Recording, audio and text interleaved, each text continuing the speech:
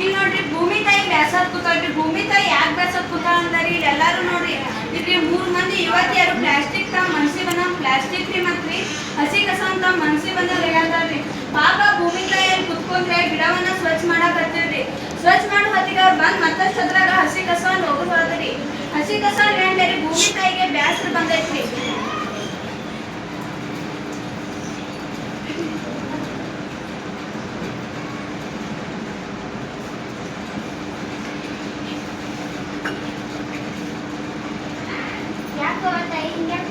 ಆ 3 ಮಂದಿ ಹುಡುಗಿಯಾರ ನೋಡ್ರಿ ಪ್ಲಾಸ್ಟಿಕ್ ತಿಂತಿಲ್ಲ ಹೋಗಾರಿ ನಮ್ಗ ಉಸಿರಾಡಕ ಗಾಟ್ಲ ಹಿಡ್ಕೊಂಡ್ ಕೂತಾರ್ರಿ.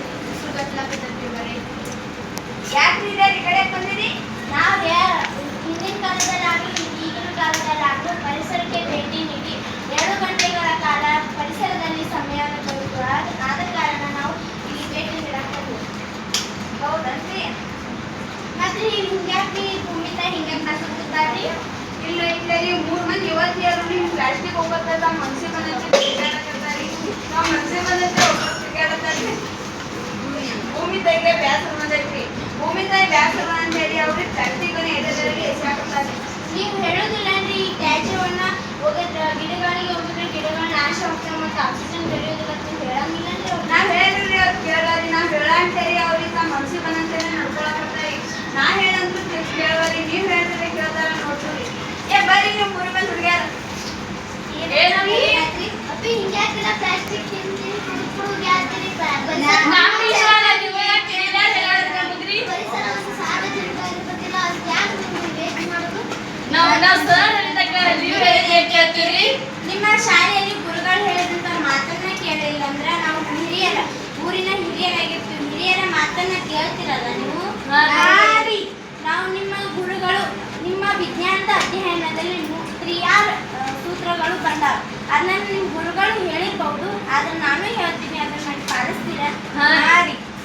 ಮೊದಲನೇದಾಗಿ ಕಡಿತಗೊಳಿಸುವುದಂದ್ರೆ ಪ್ಲಾಸ್ಟಿಕ್ ಚೀಲಗಳ ಬದಲಿಗೆ ಬಟ್ಟೆ ಚೀಲನ ಬಳಸುವುದು. ಪ್ಲಾಸ್ಟಿಕ್ ಚೀಲ ಅಂದ್ರೆ ಹೆಂಗಂದ್ರೆ ನಿಮ್ಮ ಅಮ್ಮಂದಿರು ಮಾರ್ಕೆಟ್ಗೆ ಹೋಗಿ ತರಕಾರಿಯನ್ನು ತೆಗೆದುಕೊಂಡು ಬಾ ಅಂದಾಗ ನೀವು ಮುಜುಗರ ಪಟ್ಟುಕೊಂಡು ಅಲ್ಲಿಯೇ ಪ್ಲಾಸ್ಟಿಕ್ ಚೀಲವನ್ನು ತೆಗೆದುಕೊಂಡು ಬರ್ತೀರಾ.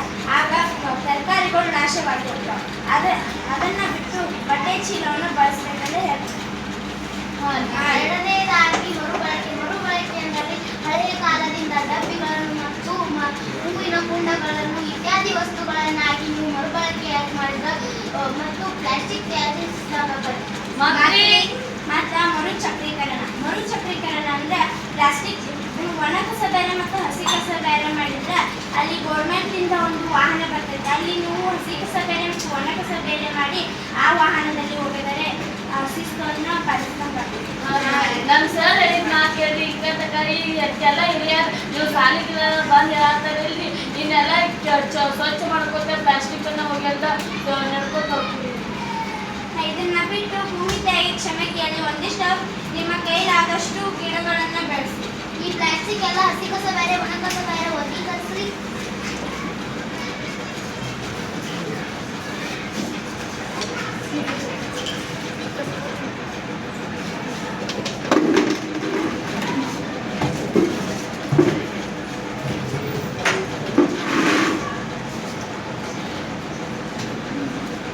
ಇಲ್ಲಿ ನೋಡ್ರಿ ಒಣ ಕಸ ಬೇರೆ ಹಸಿ ಕಸ ಬೇರೆ ಮಾಡಿದ್ವಿ.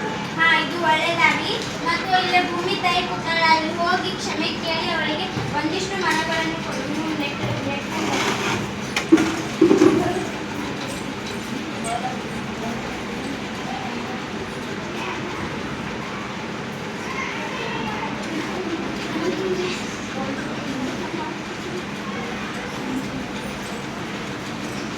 ಕ್ಷಮೆ ಆತ್ರಿ ಭೂಮಿ ತಾಯಿ. ಇದೆಲ್ಲ ನಿಮ್ ಗಿಡಕ್ಕೆಲ್ಲ ಪ್ಲಾಸ್ಟಿಕ್ ಅನ್ನ ಹೋಗೋದಿವಲ್ರಿ ನೀವು ಕ್ಷಮೆ ಕೇಳ್ತೀರಿ.